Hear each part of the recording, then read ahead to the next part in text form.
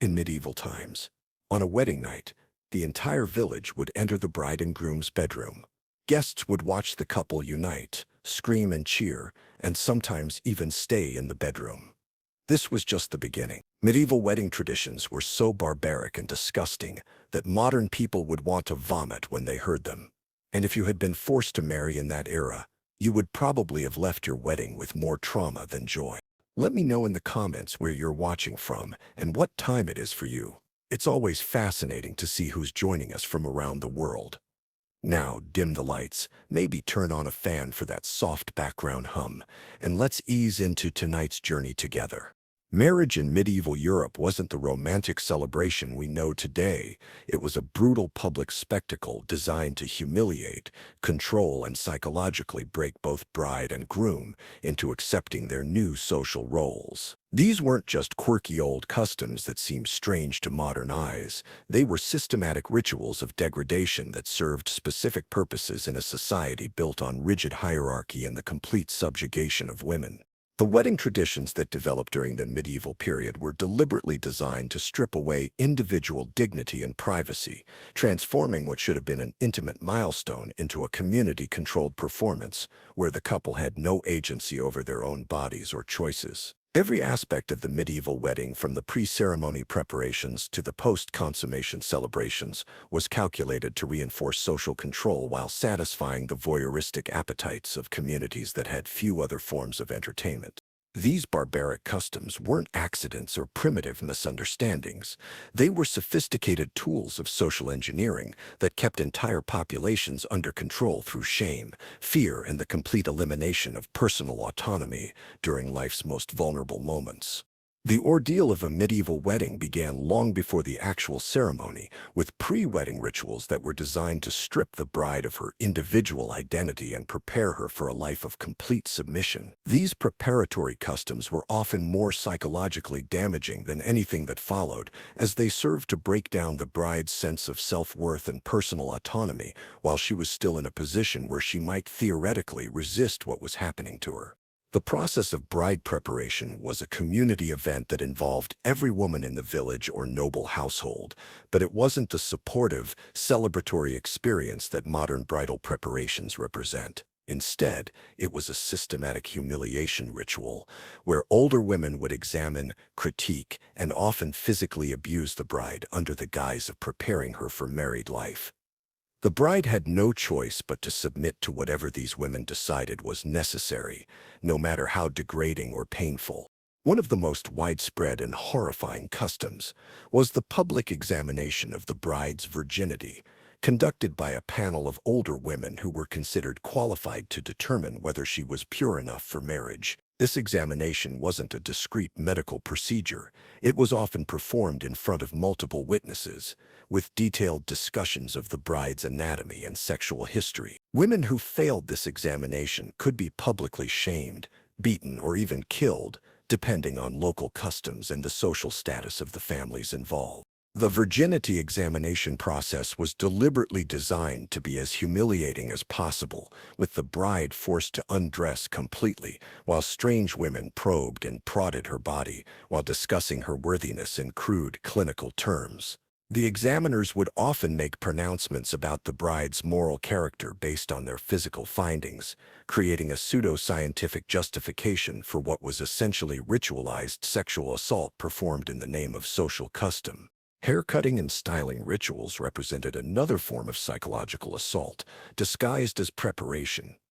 In many regions, the bride's hair would be cut off completely on the morning of her wedding, with the severed locks distributed among the wedding guests as souvenirs. This wasn't simply a fashion choice. Hair represented feminine power and sexuality in medieval culture, and its removal symbolized the bride's transition from an independent woman to male property. The hair-cutting ceremony was often accompanied by speeches about the bride's need to abandon vanity and focus on serving her husband and producing children. The women performing the cutting would frequently make disparaging comments about the bride's appearance, intelligence, or moral character, ostensibly to prepare her for the criticism she would face as a wife, but actually to break down her self-confidence and make her more compliant. Physical preparation rituals went far beyond haircutting to include procedures that modern people would recognize as torture. Brides were often subjected to painful beauty treatments that involved burning their skin with hot irons to remove unwanted hair, rubbing their bodies with abrasive substances to achieve the pale complexion that was considered attractive, and binding their bodies with tight cloths to achieve the desired silhouette for their wedding dress.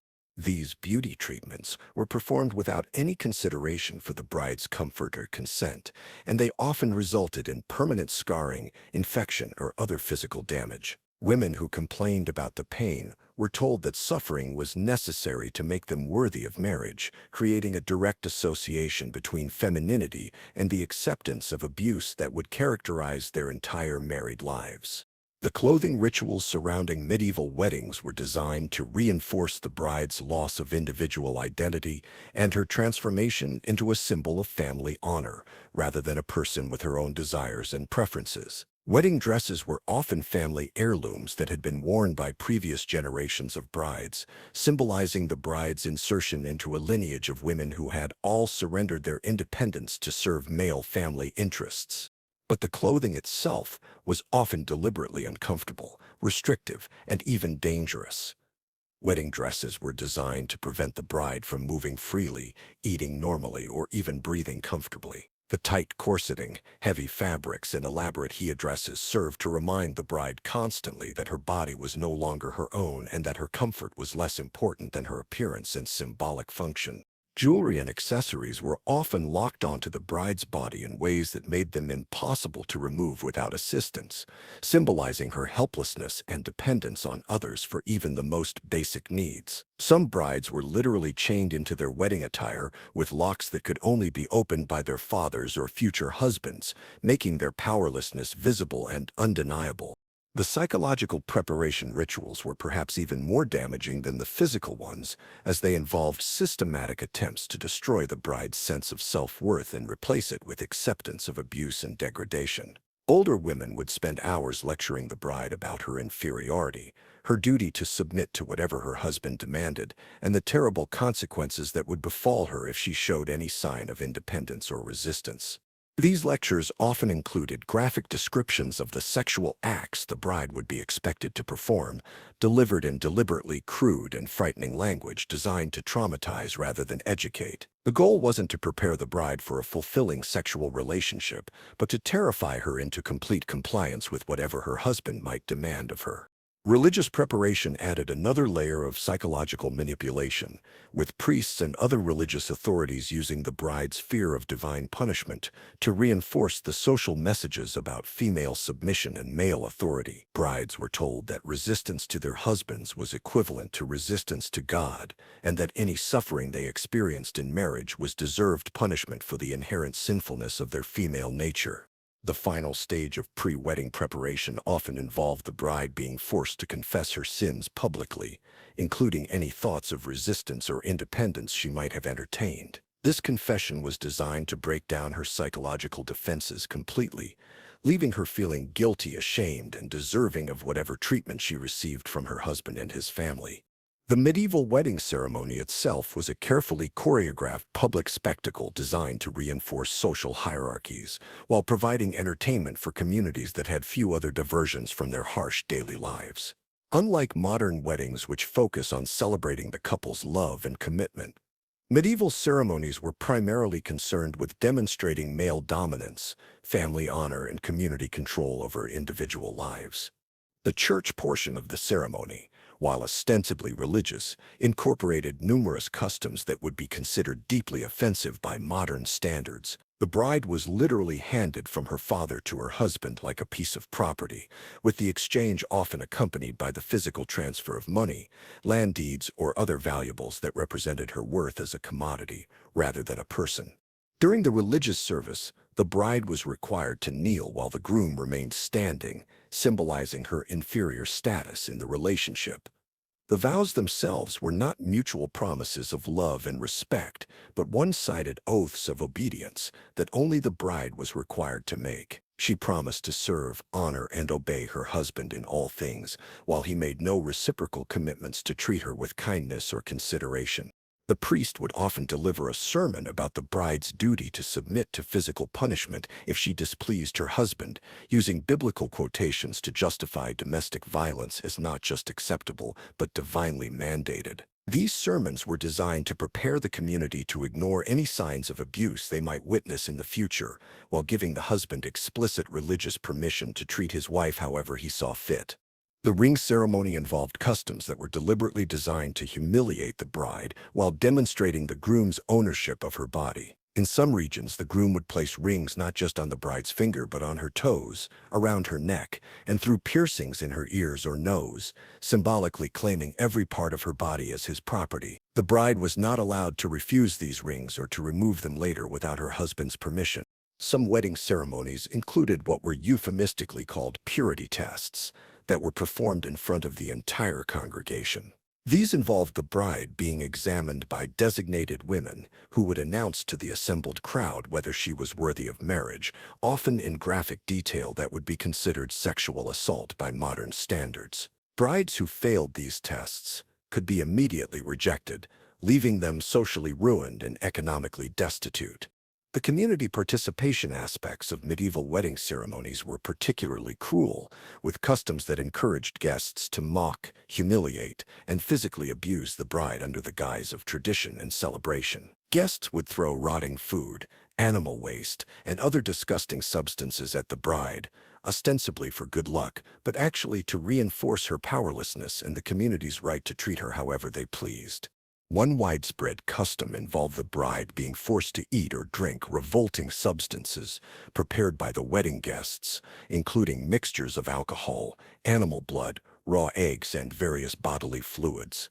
The bride was required to consume these concoctions while smiling and expressing gratitude, no matter how sick they made her or how much she wanted to refuse.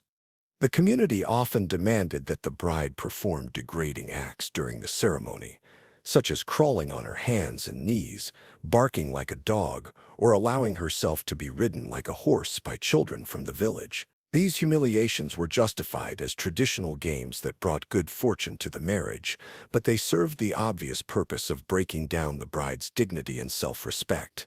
Physical violence against the bride was not only tolerated, but actively encouraged during many medieval wedding ceremonies. Guests would pinch, slap, and grope the bride under the pretense of giving her good luck, while she was expected to endure this abuse with grace and gratitude. Any attempt to resist or protect herself was treated as evidence of her unfitness for marriage and could result in even more severe treatment.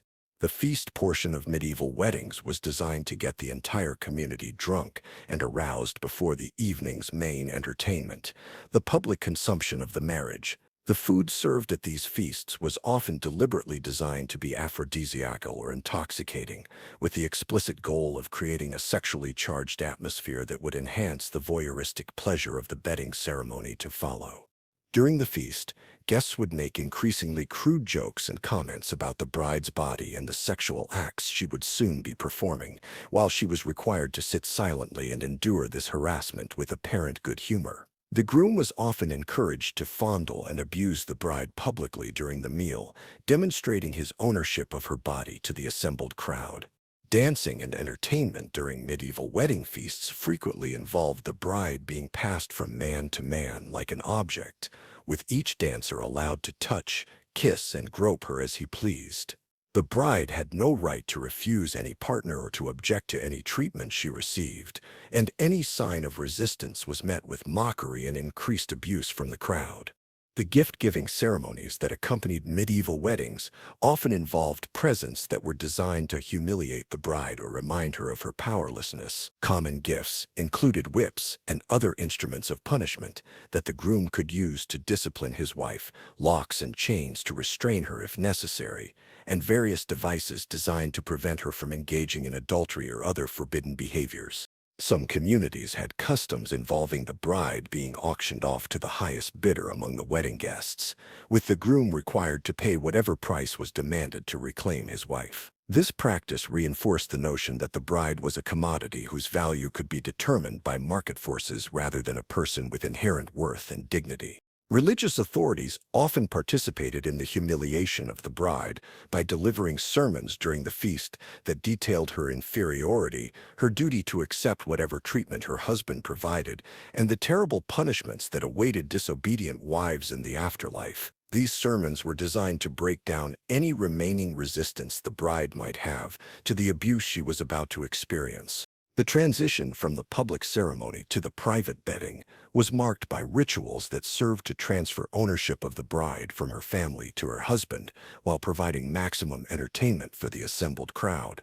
The bride would be stripped of her wedding dress by the female guests, who would examine and comment on her body while preparing her for the sexual encounter to follow.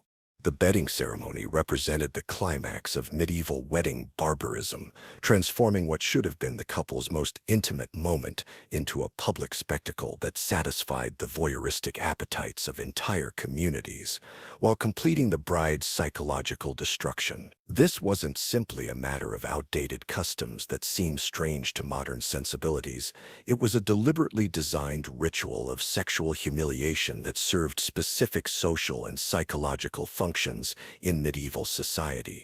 The bedding ceremony began with the forcible removal of the bride's wedding clothes by groups of women who would examine and comment on her body in crude, clinical terms while she stood helplessly before the assembled crowd. This stripping was performed slowly and deliberately, with each piece of clothing removed accompanied by jokes, advice, and commentary about the bride's sexual fitness and her husband's expectations for their wedding night.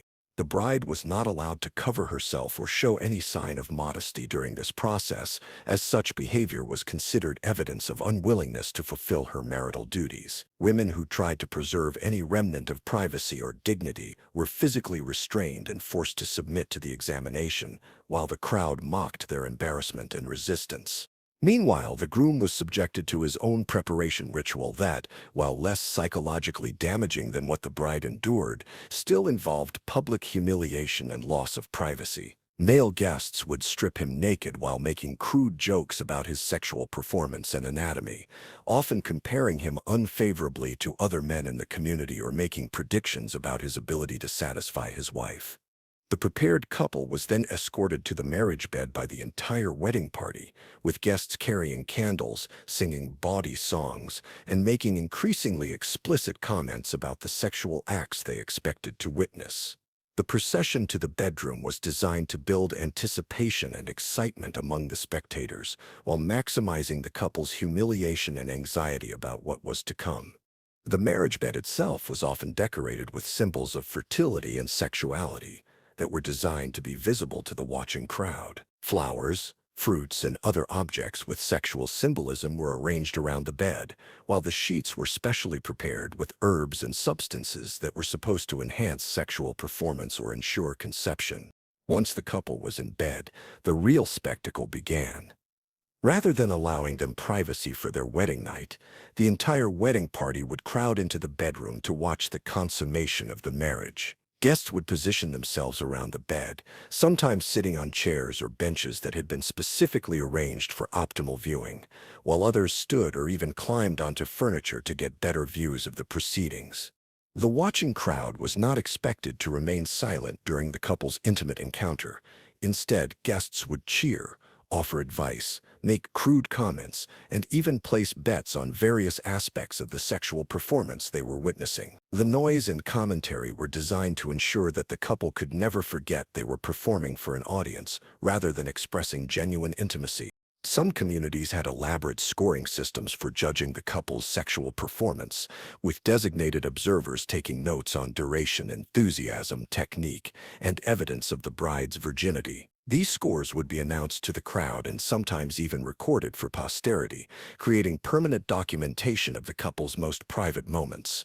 The requirement for physical evidence of the bride's virginity added another layer of humiliation to the bedding ceremony. The bloody sheets from the wedding night would be displayed to the crowd as proof that the bride had been pure before marriage, with detailed examinations of stains and tears conducted by appointed experts who would render public judgments about the bride's previous sexual experience.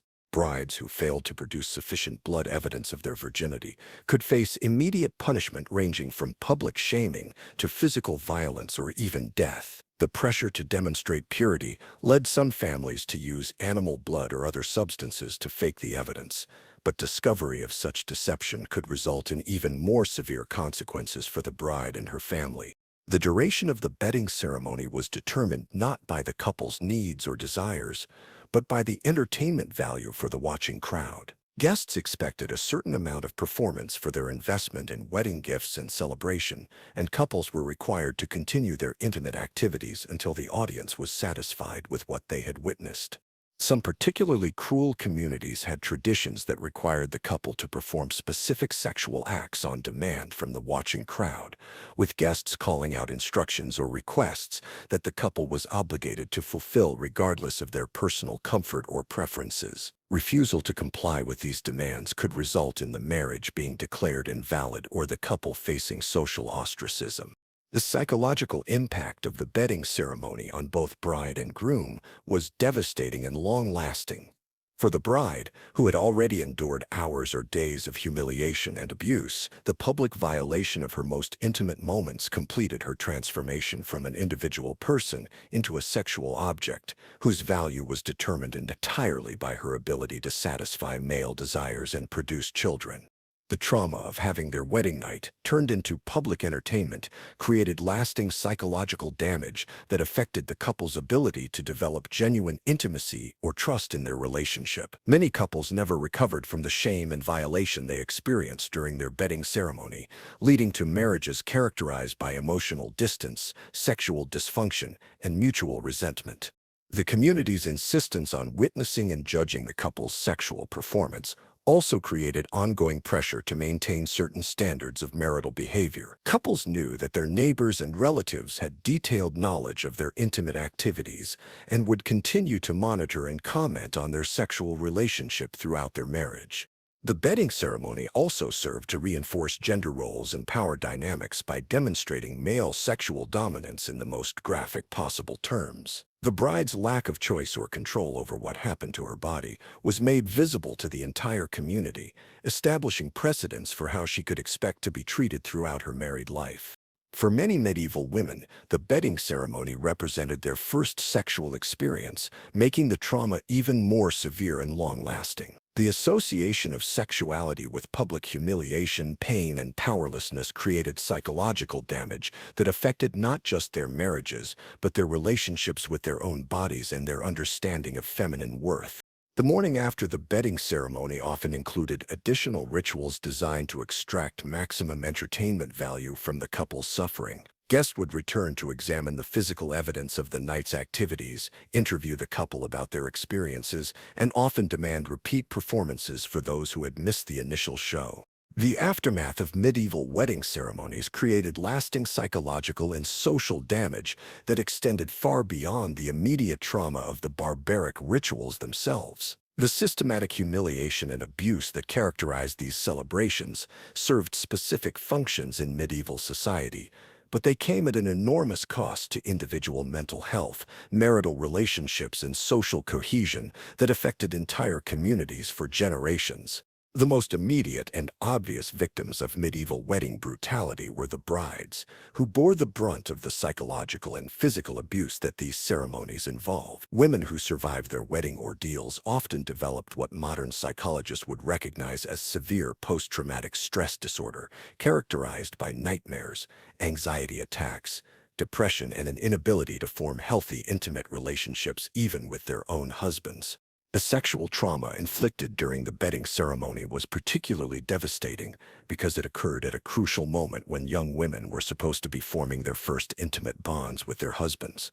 Instead of learning to associate sexuality with pleasure, love, and mutual respect, these women learned to view sexual activity as something that was done to them rather than with them, creating psychological patterns that would affect their entire married lives. Many medieval women never recovered from the shame and violation they experienced during their wedding celebrations. Historical records from the period include numerous accounts of wives who became severely depressed, refused to eat, or even committed suicide rather than continue living with the memories of their public humiliation. Others developed various physical and psychological symptoms that made them unable to fulfill their expected roles as wives and mothers. The impact on marital relationships was equally destructive. Couples who had been forced to perform their most intimate acts before crowds of jeering spectators found it difficult or impossible to develop the trust and emotional connection that healthy marriages require. The knowledge that their neighbors and relatives had witnessed their sexual encounters created ongoing shame and embarrassment that poisoned their relationship for years or even decades. Husbands were also victims of the medieval wedding system, though to a lesser degree than their wives. Men who had been forced to demonstrate their sexual prowess before critical audiences often developed performance anxiety and other sexual dysfunctions that affected their ability to maintain satisfying intimate relationships. The pressure to dominate and control their wives, reinforced by the wedding rituals, also prevented many men from developing genuine emotional bonds with their spouses. The psychological damage inflicted by medieval wedding ceremonies extended beyond the immediate couple to affect their children and future generations. Women who had been traumatized by their wedding experiences often struggled to provide nurturing care for their children, while men who had learned to view marriage as a form of ownership rather than partnership passed these attitudes on to their sons and daughters. Children who grew up in households characterized by fear, shame, and emotional distance learned to view these dynamics as normal and inevitable, perpetuating cycles of abuse and dysfunction that could persist for generations. Young girls, in particular, learned to fear marriage and sexuality rather than anticipating them as positive experiences, while boys learned to view women as objects to be controlled rather than partners to be respected. The social functions served by medieval wedding brutality were complex and reflected the broader power structures of medieval society. The public humiliation of brides served to reinforce gender hierarchies by demonstrating female powerlessness in the most graphic possible terms, while the community's participation in these rituals created bonds of complicity that strengthened social cohesion among the dominant male population. The barbaric wedding customs also served economic functions by ensuring that marriages were viewed primarily as business transactions rather than emotional relationships.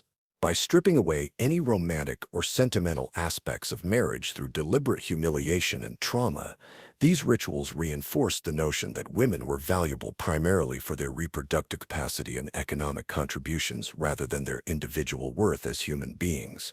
Religious authorities actively supported and encouraged these brutal wedding customs because they served to reinforce church teachings about female inferiority and the necessity of male dominance in all aspects of life. By associating marriage with suffering and submission rather than love and partnership, these rituals prepared women to accept their subordinate position in both family and society without question.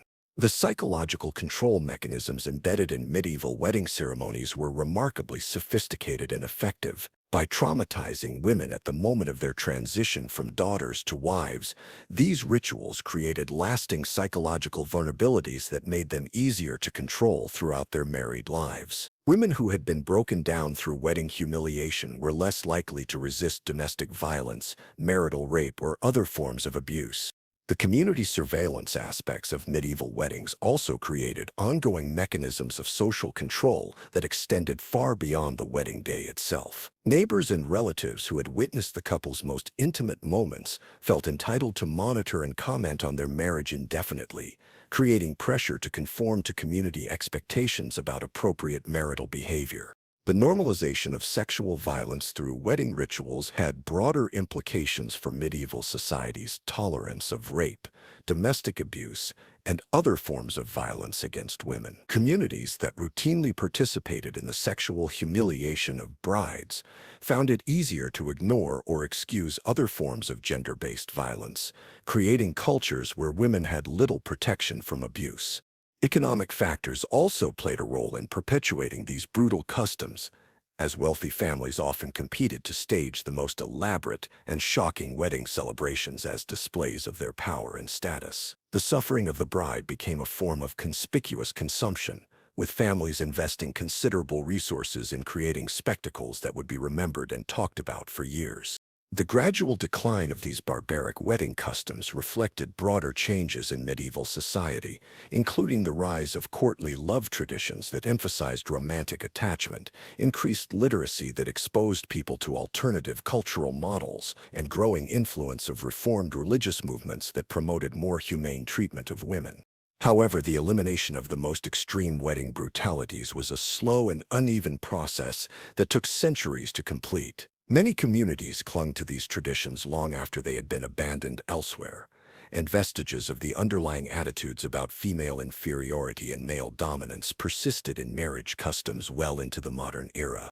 The historical legacy of medieval wedding barbarism provides important insights into the relationship between social customs and individual psychological health. These rituals demonstrate how cultural practices that serve the interests of dominant groups can cause enormous harm to individuals while being justified and perpetuated through appeals to tradition, religion, and social necessity. Understanding the psychological mechanisms that made these brutal customs possible and sustainable also provides valuable lessons about the importance of protecting individual dignity and consent in contemporary marriage practices, while recognizing how seemingly harmless traditions can sometimes conceal more sinister purposes related to social control and the maintenance of oppressive power structures.